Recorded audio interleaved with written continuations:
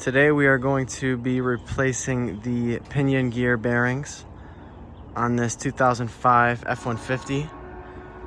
Now typically this truck, I believe, has a 8.8 inch rear end, but this truck has a 9.75 inch rear end, so it made it a little more difficult to find parts. I have a few replacement parts here. We have the pinion seal. We have both the races. I'll show you what that looks like later. We have the pinion bearings itself, outer and inner, and the crush sleeves. Had to look and find these parts in a couple different places, but I finally got my hands on them. So anyway, first thing we're gonna do, jack this truck up, get both the wheels off, as the axle shafts are gonna have to come out of both sides, and we'll get working. So we got the truck jacked up, we got both tires off. We're gonna go ahead and take this caliper off so we can slide this rotor off and basically have the axle assembly, the whole axle shaft that goes in the housing. We're gonna have that able to be pulled out. We can't pull it out yet because we don't have the retainers out inside of the rear diff, but just have the brakes off on both sides. Okay, and make it easy for you when that time comes. Next step, we're gonna pull off this differential cover and drain all the fluid into the pan. Then we can start working on the back side where the pinion is, disconnect the drive shaft and get all that out of there. So let's take this cover off and start draining the fluid. All right guys, the next thing we're gonna do is take off this drive shaft. So we have four 12mm 12-point bolts right here. I tried to get my ratchet in, but there wasn't enough room. It was hitting on this. So I'm gonna use a wrench, get these four bolts off. And then we'll deal with this pinion coupler, or the flange, I don't know what they call it. There's a nut that holds this to the pinion gear. So let's get doing. Something I forgot to mention before I take this last bolt out. You may have to put the truck in neutral and rotate the drive shaft so you have access to each one of these bolts. Another thing is you gotta mark, I don't know if you can see my mark right here, you have to mark exactly where this U-joint bolted up to the flange, so you put it back together the same way to avoid any driveline vibrations, anything like that. So, oh, another thing, have a bungee cord ready, because you're gonna have to hang up this drive shaft. There's the gas tank here, the muffler here, and you're gonna have to work right in the middle right here. So this drive shaft needs to be out of your way. We're gonna try to find a way to bungee cord it up there. So okay everybody, to get off this pinion nut, the size is 1 1/8 inch. Now I had to put two of the bolts back from the U-joint, put them in so I could use a pry bar, wedge them in between these two bolts, and then I put my breaker bar on this nut and finally got it off. This is gonna spin on you, okay, because the drive shaft is off. So that's how I got this nut off. Now we're gonna use a puller and pull this flange off. I'll show you that. All right guys, we got this flange off. Here's the puller. You might have to add a spacer. Mine wasn't long enough. So you get the flange off. Here's what we're left with down here. We're gonna work that pinion seal out and then switch around to the other side and work from there. All right guys, the next thing here, we're gonna take out this whole gear assembly. Okay, so first thing we're gonna do, there's a little bolt right here. I think maybe that's a 10mm, we'll find out. And take out that bolt, and then this pin right here will be able to slide out. So just rotate it by hand so you can slide that pin out. Okay, next thing is obviously these bracket bolts. Okay, those four. Actually, I'm sorry, you need to push in the axle from the outside, and then there's some retainer clips in here. You'll see them when you push in the axle, it'll pop out and you'll be able to pull off the retainers on both axle shafts. Then you can slide the axle out further so it's out of the way. And then yeah, then you can pull off these caps, okay? And then this whole assembly will be able to pull out, and then you'll have access to your pinion gear back there. So let's get all this stuff out and move on from there. Okay, we got both the caps off. The locks for the axles, also that pin.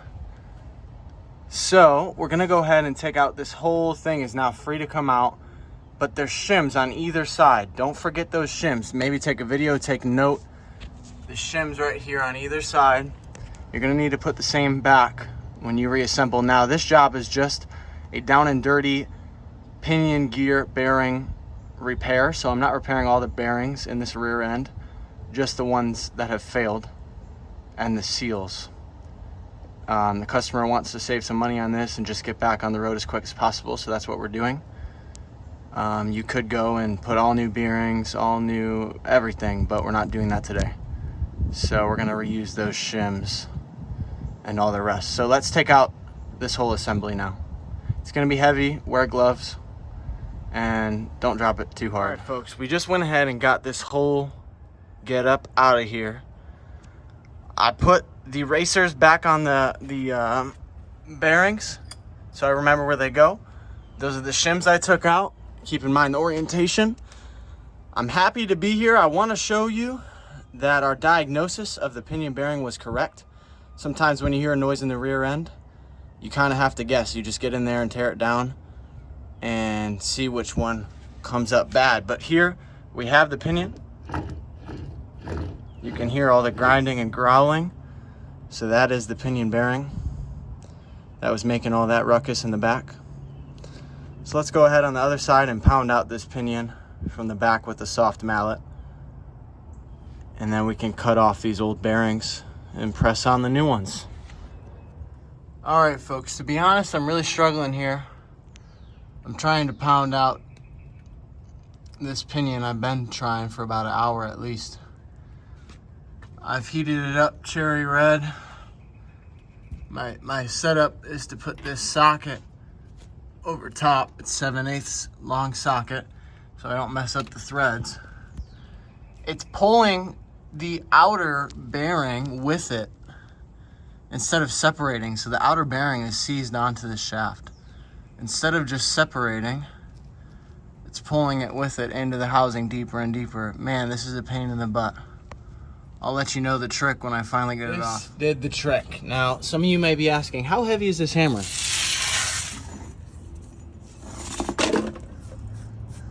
16 pounds, folks. Oh, I said a quick prayer to the Lord, asked for some strength like Samson. Started swinging about 10 minutes. This one flew out this way. This bearing came towards me. My socket flew, but we're finally free. Free at last. Praise the Lord. So now, let's put this new bearing on this pinion. Let's inspect and see what's going on with these. 16-pound hammer. Guys, I thought I was going to get it with my 3-pound sledge. That was a joke. All right, folks, here's a better look. These are still a little hot from me working on them, but you can see how this was very clearly completely destroyed. I tried to drill and break it. Obviously, that didn't work. You can see why it was so hard to get off. Now, I want to show you the shaft on this pinion gear. It's all chewed up where that bearing was rolling and it welded itself on. I don't recommend reusing this. Obviously, you really can't reuse it. In this case, the customer wants to try to reuse it. So that's what we're going to do. Try to clean it up, get it a little more smooth, get this new bearing. This is the crush sleeve. We're gonna need to cut that off. Let's see what we can do to clean this up. You gotta cut off this crush sleeve. Make sure not to get into the shaft. Be gentle. I got my little compact cutoff wheel. I might be able to break it off from here with a screwdriver prying at it. And then yeah, continue to clean this up. Let's we also have to get out the races out of the housing of the truck. So we'll pound those out, put the new ones in, new bearing, new crush sleeve, and we'll reassemble. Okay guys, here's the new parts. The new bearing right here. Man, this one is just a mess. Okay, I cut off that crush sleeve. It's a little hot. Here's the new one.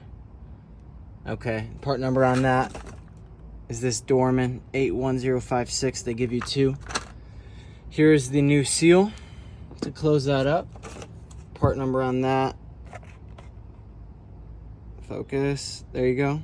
4278.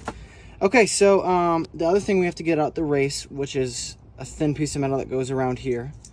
So let's go get that out and get the new one for this. Folks, this job is finally wrapped up. I know I skipped quite a few steps, but I was getting my butt kicked. So I decided to put down the camera. It's 8:30 p.m. for reference, so that was easily a 12-hour day, 11 and a half hours. Of course, I fought that bearing to get it out for at least 2.5. My splines, the threads on my pinion gear were mostly stripped. I had to file those down individually to salvage the threads. So anyways, there was a lot of unexpected things, but it's finally done. Filled it back with oil.